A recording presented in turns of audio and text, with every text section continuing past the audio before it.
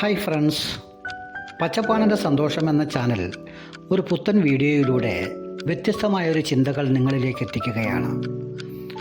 ഇന്ന് നമ്മൾ പോകുന്നത് വഴിയോര വാണിഭ മേഖലകളിലൂടെയാണ്. സാധാരണയായി ഫെസ്റ്റിവൽ സീസൺ അടുക്കുമ്പോഴാണ് വഴി വാണിഭങ്ങൾ അലങ്കൃതമായി റോഡിന് ഇരു സൈഡിലുമായി നിരക്കുന്നത്. എന്നാൽ ഇപ്പോൾ ചിങ്ങം പറന്നു, ഓണം വന്നു തുടങ്ങി. എന്നാൽ കടകളിലും കമ്പോളങ്ങളിലുമൊക്കെ പഴവർഗ്ഗങ്ങളും പച്ചക്കറികളും ഒരുപാട് അലങ്കൃതമായി കാണുന്നില്ല. എന്താണ് ഇതിന് കാരണം? തന്നെയുമല്ല, ഈ ഫെസ്റ്റിവൽ സീസണുകളിൽ എന്തുകൊണ്ടാണ് സാധനങ്ങൾക്ക്, പഴം പച്ചക്കറി പോലുള്ള മിക്ക സാധനങ്ങൾക്കും അമിതമായ വില വർദ്ധിക്കുന്നത്? ഈ രണ്ട് കാര്യങ്ങളാണ് എനിക്ക് ഇന്ന് നിങ്ങളോട് സംവദിക്കുവാനുള്ളത്. തന്നെയുമല്ല, പഴങ്ങളും പച്ചക്കറികളും നമ്മളെ സംബന്ധിച്ച് ജീവിതത്തിൽ നിത്യ ഉപയോഗമുള്ള സാധനവുമാണ്. എന്നാൽ ഇവയുടെ വിൽപ്പനയും വിപണനവും പൊതുവിൽ കുറഞ്ഞിരിക്കുന്നു എന്ന് വേണം കരുതാൻ.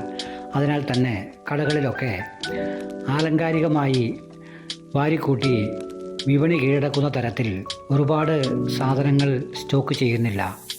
കാരണം ഇതിൻ്റെ വാങ്ങൽ ശേഷിയിൽ കുറവ് വന്നിട്ടുണ്ട് എന്നുള്ളതാണ് അതിന് പ്രധാനപ്പെട്ട കാരണം. പച്ചക്കറി നമ്മളെ സംബന്ധിച്ച് ജീവിതത്തിൽ ഒഴിച്ചുകൂടാനാവാത്ത വസ്തുതയാണ്. പഴങ്ങൾ ഒഴിവാക്കിയാൽ പോലും എന്നാലും നമ്മളുടെ ആഹാരങ്ങളിൽ പഴങ്ങൾക്കും അതിൻ്റേതായ സ്ഥാനമുണ്ട്. എന്നെ സംബന്ധിച്ച് 1/2 കിലോ പഴം ദിവസം വാങ്ങുന്ന ഒരാളാണ് ഞാൻ. പക്ഷേ 2-3 മാസമായി പഴങ്ങൾ വാങ്ങാറില്ല. കാരണം 1 കിലോ ഞാലിപ്പൂവൻ പഴത്തിന് 90 രൂപയാണ് ഇന്നത്തെ വില. എങ്ങനെ നമുക്ക് താങ്ങാനാകും? എന്തുകൊണ്ടാണ് ഓണം വരുന്നു എന്ന് കേൾക്കുമ്പോഴേക്കും ഈ പഴങ്ങൾക്കൊക്കെ ഇത്രമാത്രം വില വർദ്ധിപ്പിക്കുന്നത്?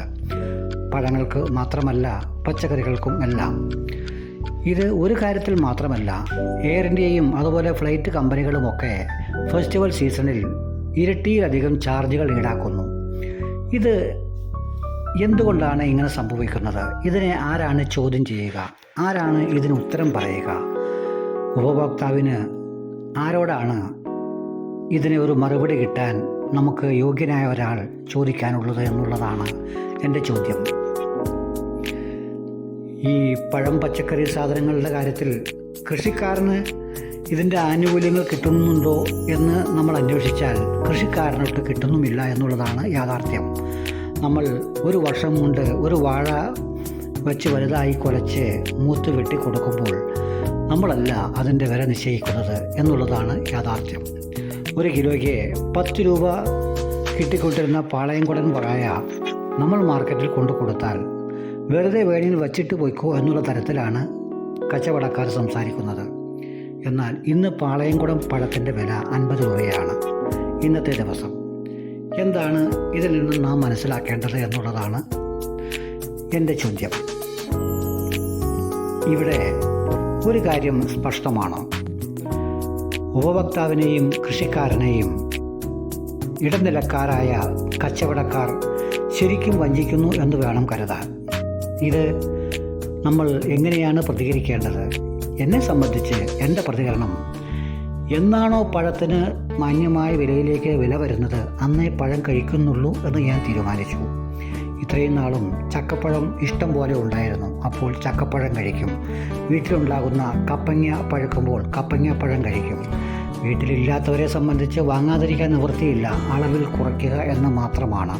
ഉപഭോഗം കുറയ്ക്കുക എന്നുള്ളത് മാത്രമാണ് ഇതിനുള്ള ഏക പോംവഴി. എല്ലാവരും അങ്ങനെ ഒരു തീരുമാനമെടുക്കുമ്പോൾ സ്വാഭാവികമായും കച്ചവടം കുറയും, വില കുറയും എന്നുള്ളതാണ് എൻ്റെ അനുഭവം.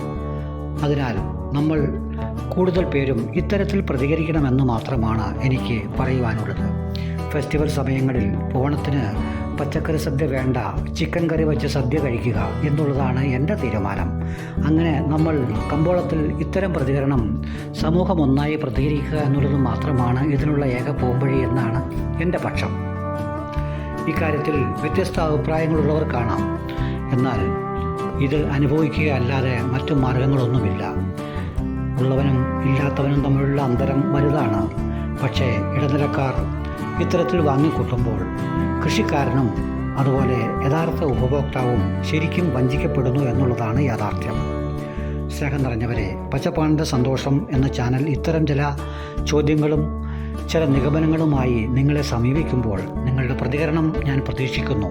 പച്ചപ്പാണിൻ്റെ സന്തോഷം എന്ന ചാനൽ ഇഷ്ടമാണെങ്കിൽ സബ്സ്ക്രൈബ് ചെയ്യാം, ഷെയർ ചെയ്യാം, ലൈക്ക് ചെയ്യാം, ബെൽ ബട്ടൺ അമർത്തി ഓൾ ഓപ്ഷൻ ക്ലിക്ക് ചെയ്ത് സഹകരിക്കാം. പച്ചപ്പാണിൻ്റെ സന്തോഷം ഇത്തരം വീഡിയോകളുമായി ഇടയ്ക്കിടയ്ക്ക് നിങ്ങളെ സമീപിക്കും. നിങ്ങളിലേക്ക് ഓരോരോ വാർത്തകളും കാര്യങ്ങളുമായി എത്തിക്കൊണ്ടേയിരിക്കും. അതുവരെ പച്ചപ്പാണിൻ്റെ സന്തോഷത്തിൻ്റെ എല്ലാ പ്രേക്ഷകർക്കും സന്തോഷവും നന്മയും നേരുന്നു. പച്ചപ്പാണിൻ്റെ സന്തോഷം ഓരോ തരത്തിലുള്ള വീഡിയോകൾ പ്രക്ഷേപണം ചെയ്യുമ്പോൾ നിങ്ങളുടെ പ്രതികരണങ്ങളും കമൻറ്റുകളും നിർബന്ധമായും പ്രതീക്ഷിക്കുന്നു എന്നുള്ള കാര്യം കൂടെ ഓർമ്മിപ്പിക്കുന്നു. ഉപഭോക്താവും അതുപോലെ കൃഷിക്കാരനും ഇവിടെ വഞ്ചിതരാകുന്നു എന്നുള്ള കാര്യത്തിൽ നിങ്ങളുടെ അഭിപ്രായങ്ങൾ കമൻറ്റ് ബോക്സിൽ രേഖപ്പെടുത്തും എന്നുള്ള പ്രതീക്ഷയോടെ ഇന്നത്തെ കാഴ്ചകളും വിശേഷങ്ങളും ഇവിടെ അവസാനിക്കുന്നു. എല്ലാ പ്രേക്ഷകർക്കും നന്മയും സന്തോഷവും നേർന്നുകൊണ്ട് നിർത്തട്ടെ. Good bye.